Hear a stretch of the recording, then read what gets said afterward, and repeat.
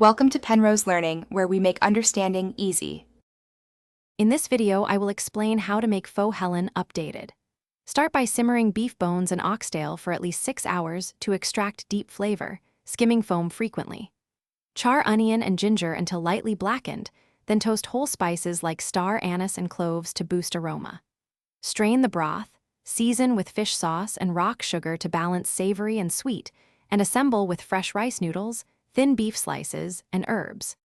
Layer textures and flavors carefully for a classic bowl. Soak wide rice noodles in hot water until tender, then blanch briefly in boiling broth. Slice raw beef very thin so it cooks instantly in hot broth, and include brisket or tendon for variety.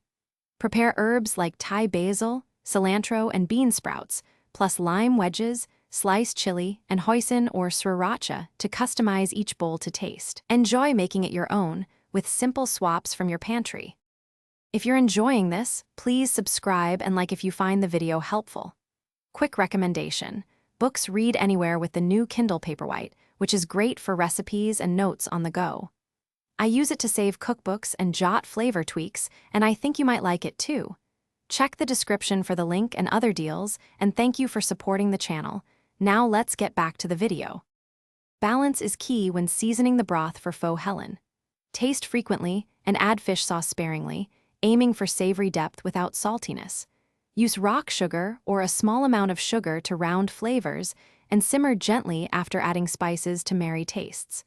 Avoid overdosing the broth, and skim fat if you prefer a lighter bowl. Serve hot and adjust garnishes at the table for brightness and texture regularly. Thanks for watching. If this was helpful, leave a like and consider subscribing. See you next time.